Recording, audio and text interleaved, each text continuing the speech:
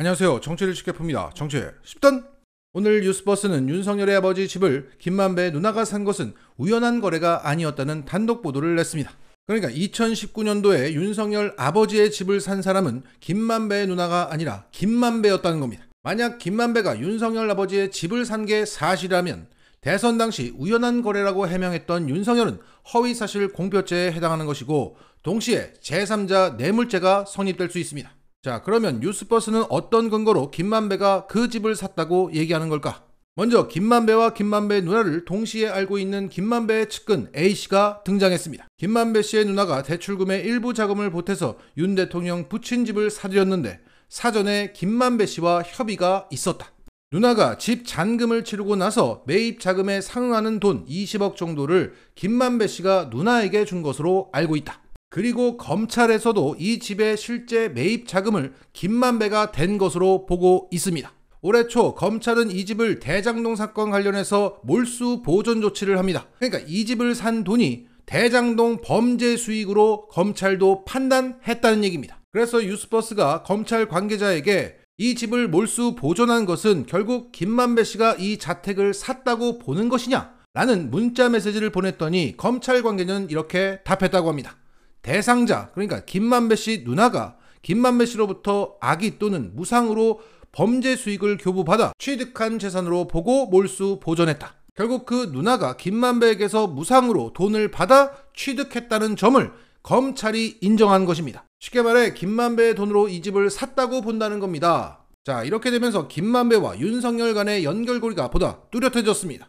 최소 공직선거법 위반, 최대 제3자 뇌물죄입니다. 그런데 이런 얘기가 대선 전에 나오면 또 모르겠는데 당선 후 1년밖에 되지 않은 이 시점에서 김만배 측근이 등장해서 그에게 이런 말이 나온다는 게 의미가 있다고 생각합니다. 김만배가 윤석열을 향해서 내 카드는 여전히 살아있어! 라고 말하고 싶은 건 아닐까 싶습니다. 자, 이게 정말 김만배의 반격인지 아닌지는 좀 더 지켜봐야 할 것 같습니다. 오늘 하루 국힘당은 태영호를 속전속결로 꼬리 자르기 하느라 분주했습니다. 대통령실 공천 개입 파문에 이어서 쪼개기 후원 의혹까지 나오자 여기저기서 태영호 자르라는 요구가 빗발쳤고 김기현 국힘 대표는 당 윤리위에 이미 올라와 있는 그 4.3망원 플러스 이번 논란까지 병합해서 따져달라고 요청했고 다음 주 월요일 태영호는 중징계를 받을 것으로 예상되고 있습니다. 이런 가운데 태영호는 버티기에 들어갔습니다. 태영호는 국회에서 긴급 기자회견을 열어서 절대 굴복하지 않겠다며 격정적으로 입장문을 읽었습니다. 그런데 이 와중에 눈에 띄는 발언이 있었습니다. 연일 터지는 의혹과 내부자의 제보들이 북한의 소행이라고 주장했던 겁니다. 자, 이 대목입니다. 김정은 정권은 제 핸드폰을 해킹해서 지인들에게 가짜 메시지를 보내거나 후원금을 갈취해왔다. 자, 그러니까 오늘 터진 그 쪼개기 후원금 받은 거 있잖아요. 거기서 어떤 얘기가 나왔었냐면 후원금이 들락날락했습니다. 그러니까 그 후원금이 출금됐을 때 김정은 정권에서 그거를 갈취했다고 얘기하는 것 같아요. 그리고 그 돈을 보낸 구의원들이 자신의 가족의 명의를 이용해서 쪼개기로 보냈잖아요. 그러니까 보내고 나서 자신임을 알리기 위해서 태영호에게 나눠서 보냈습니다 라는 메시지를 보냈다고 했습니다.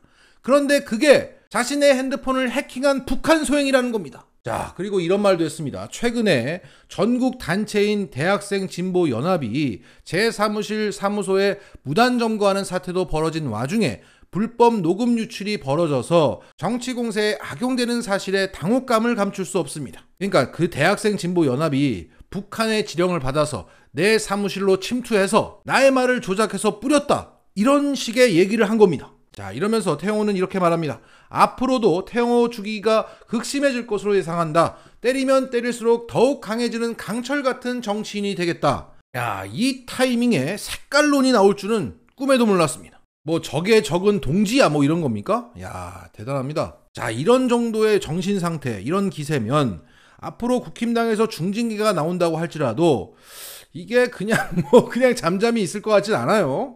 여기서 물러나면 난 아오지행이야 뭐 이런 정신 상태에 있다.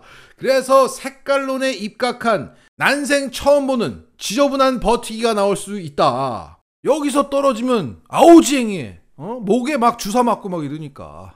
자, 그리고 오늘 커뮤니티에서는 송영길 전 대표의 자택 사진이 크게 화제였습니다.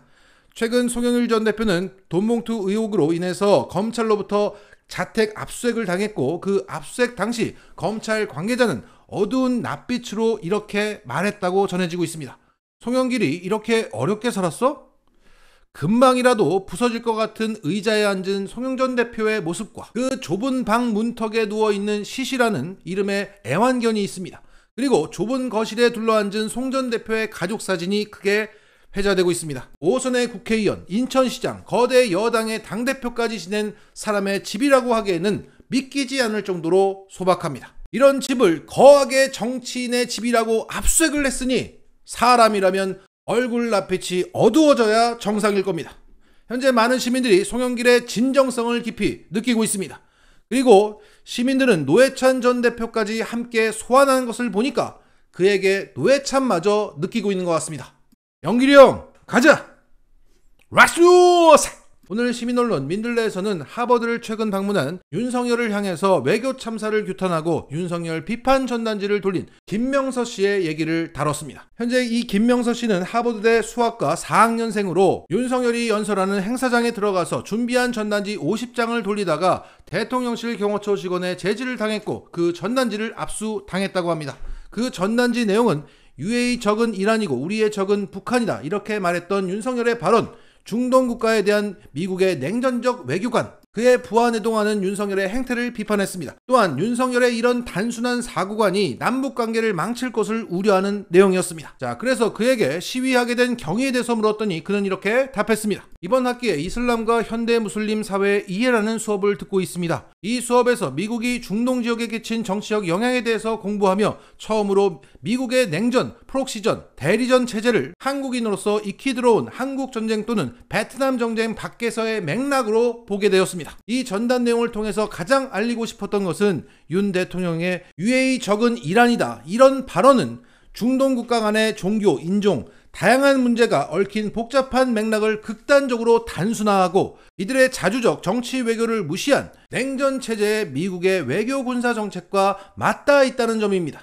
대통령이 이 모든 맥락을 알고 의도했다고 할 수는 없겠지만 현재의 정치적 맥락에서 이런 발언이 전달하는 메시지와 이런 형태의 외교의 역사적 뿌리가 무엇인지를 분명히 밝히고 싶었습니다. 전단을 함께 준비한 한국인 친구는 따로 없었습니다. 이 때문인지 전단을 돌릴 당시 자신감이 부족하기도 했습니다. 하지만 시위 중인 동포분들께서 윤 대통령이 미국의 꼭두각시라 이렇게 표현한 것을 들으며 많은 분들이 저와 비슷한 것을 보고 느끼고 있다는 확신을 얻었습니다. 그리고 윤 대통령이 이런 실험 외교를 계속한다면 미국 외 국가들로부터 고립될 뿐만 아니라 미국조차 실질적인 도움을 주는데 주저하게 될 것입니다. 세계대전 징병 당시 흑인들은 국방 의무를 다하면 자신들의 지위와 인권이 향상될 것이라는 기대가 있었으나 귀환 이후에 생활고가 전쟁보다 더 괴로웠다는 증언이 있었을 만큼 그 기대는 만족되지 않았었습니다. 이에 미국에서는 영토 밖의 전쟁 말고 국민들의 삶의 질에 집중하라 이런 목소리가 모였습니다. 비슷한 맥락으로 군과 관련된 역사적 사회적 상처가 아직 해소되지 않은 우리나라에서 군의 전사적 목적만 집중하는 것은 위험한 접근이라고 생각합니다. 특히 노동 인권이 유린되고 있는 현 시국에는 더욱더 그렇습니다. 자, 멋있는 말입니다. 자, 여기서 마이크를 잡고 말하고 있는 사람이 바로 김명서 씨라고 합니다. 그리고 함께 시위했던 학생과 교민들은 전쟁광 윤석열, 노조 파괴자 윤석열, 윤석열은 부끄러워해라 라는 등의 피켓과 구호를 외쳤다고 합니다. 자, 오랜만에 다원주의에 입각한 매우 시야가 넓어지는 얘기를 들었습니다. 그의 미래가 정말 기대가 됩니다. 김명서 화이팅! 마치겠습니다.